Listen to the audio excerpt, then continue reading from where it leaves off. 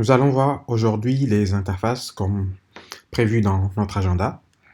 Les interfaces servent plus ou moins à représenter un comportement que nous voulons distribuer entre différents types ou différents modules, mais principalement les types de données. Pour définir une interface en Go, c'est plus ou moins la même façon de définir une structure. Sauf que là, par exemple, nous allons dire que nous allons créer un printable, un comportement qu'on va appeler printable. Et c'est quoi ce comportement? Ce comportement, c'est juste avoir une fonction qui s'appelle print et print doit retourner un string. Hop, on va faire ça et on enregistre. Donc, on va dire que tout objet ayant, tout type ayant une fonction qui s'appelle print et qui retourne string est un type qui satisfait l'interface printable. Donc nous allons le faire step by step et voir ce que ça veut dire et ce que ça implique.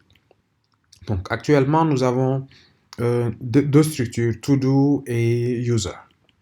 Le user pour le moment il a une fonction qui s'appelle show qui permet d'afficher un certain nombre d'attributs. Donc nous allons rajouter une fonction print pour que le type user puisse satisfaire notre nouvelle interface. Donc,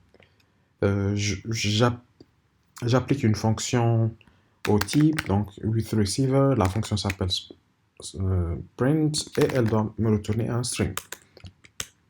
Ok.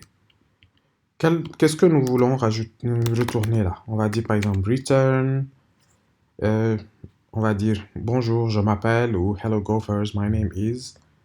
Et pour ce faire, nous allons utiliser la fonction sprintf qui nous permet de concaténer plus ou moins une string. On va dire hello Gophers, my name is, et on va mettre notre pourcentage s, et on va tout simplement dire you.name. Ok, rien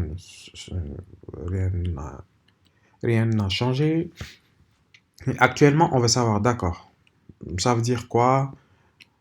Comment on va utiliser cette interface ou à quoi ça va nous servir? Nous allons dire que dans notre programme, nous avons envie d'avoir une seule fonction qui va s'appeler par exemple detail. Elle prend un attribut quelconque et elle prend en entrée un argument et elle en fait quelque chose.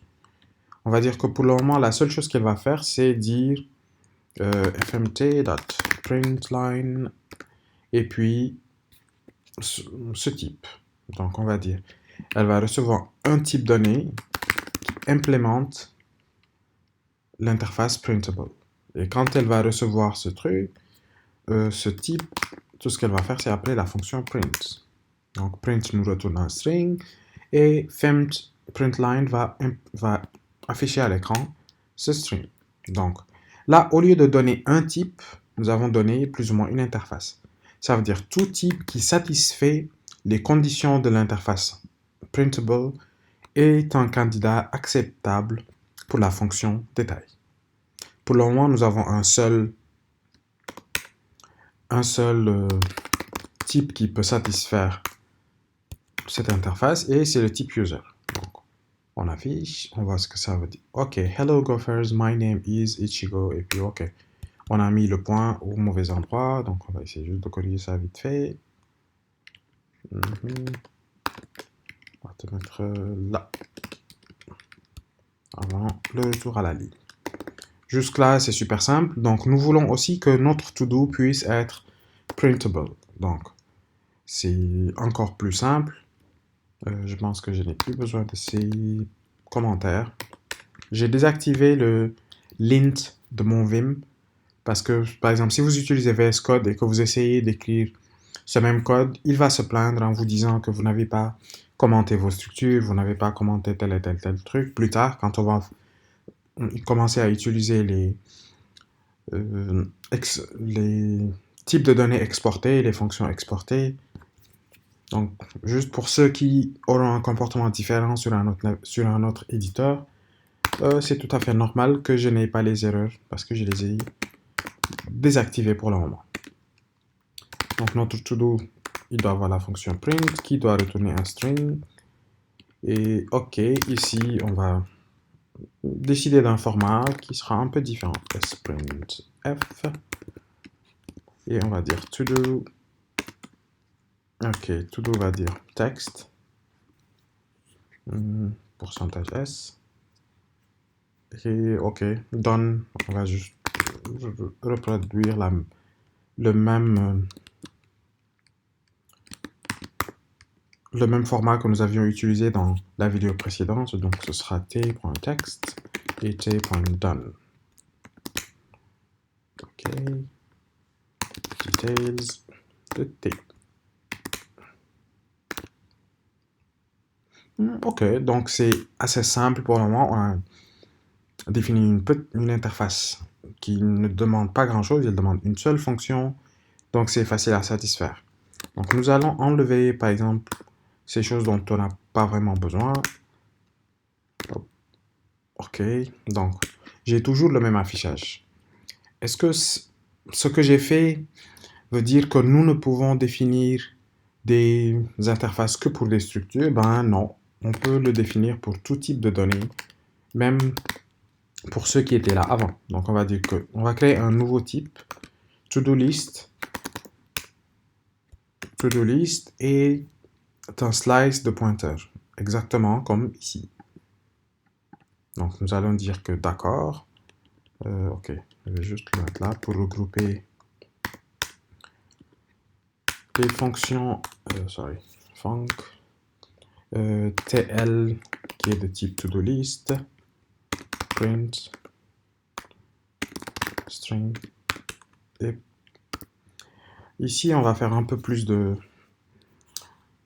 on va faire un truc légèrement différent, on va dire return str, ok, str c'est quoi, var str est un string, et puis dire que str égale fmt.sprintf. Qu'est-ce que je fais afficher là? Je vais dire que, ok, type, je vais dire, je suis une to-do list, retour à la ligne, taille, ça commence par un T, taille, un pourcentage D, et puis retour à la ligne encore, et taille, je pense qu'il y a un deuxième L qui manque, donc pour le moment, on va juste dire, ok, je passe un seul paramètre, donc ce sera len de TL. Donc là, c'est encore simple. Et j'aimerais bien pouvoir ajouter à str l'affichage des différents to-do. OK. Donc on va juste dire encore str égale fmt. Ce n'est pas la seule façon de faire des concaténations, c'est juste, je trouve cette manière un peu plus simple. Donc je vais dire, j'ai un S, puis retour à la ligne, j'ai un deuxième S. Donc le premier S, ce sera str. Le deuxième S, ce sera, ok, on va juste faire un truc super con. Juste une histoire de rajouter un peu de différence entre les différents formats que l'on fait. Donc toujours pourcentage S pour afficher mon str. Puis retour à la ligne et je vais afficher autre chose. Maintenant, ce autre chose, ce sera quoi? Ok, on va dire que je vais afficher un pourcentage S et cette fois-ci, ce sera un T. Oui, mais c'est quoi ce T? Donc je vais le faire ici, je vais dire for, non, je voulais T, range TL.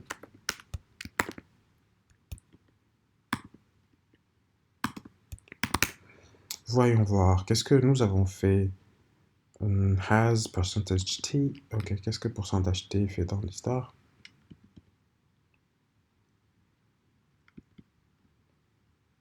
Ah, ok, c'est un pointeur. Sorry. Ok, moi je vais dire pointer.text.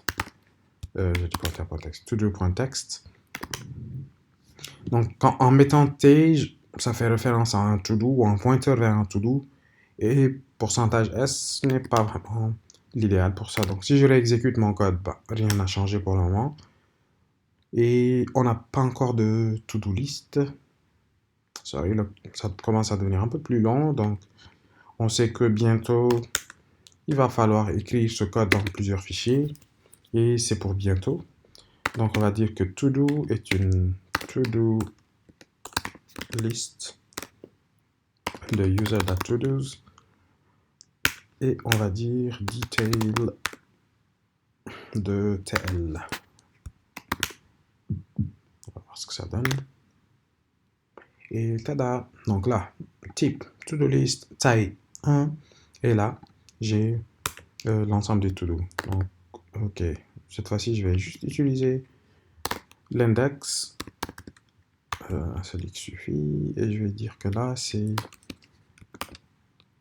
Ok, ce truc, ça veut absolument rien dire. C'est juste que j'ai envie de le faire. Et je vais afficher index plus 1. Parce que l'index va commencer à partir de 0, je suppose. Juste pour avoir un affichage. Ok, où est-ce que j'ai foutu ce truc? sprintf. Ok, je l'ai affiché au mauvais endroit. Donc, au lieu de l'afficher chez les to-do, moi, je l'ai affiché juste avant le string. Et c'est pas là où je dois le mettre. Je dois le mettre là. Donc, ça montre que c'est pas une très bonne idée de faire ce genre de gymnastique. str. Et puis... Ok. Donc, je change l'ordre. Je commence d'abord par la concaténation de la chaîne que j'avais. Et puis l'index. Et puis le name, le texte du to-do. Donc, ça fait bien ce qu'on voulait faire. Donc, les interfaces sont un moyen super puissant pour supporter le polymorphisme, pour définir un comportement que l'on peut vouloir généraliser à différents types.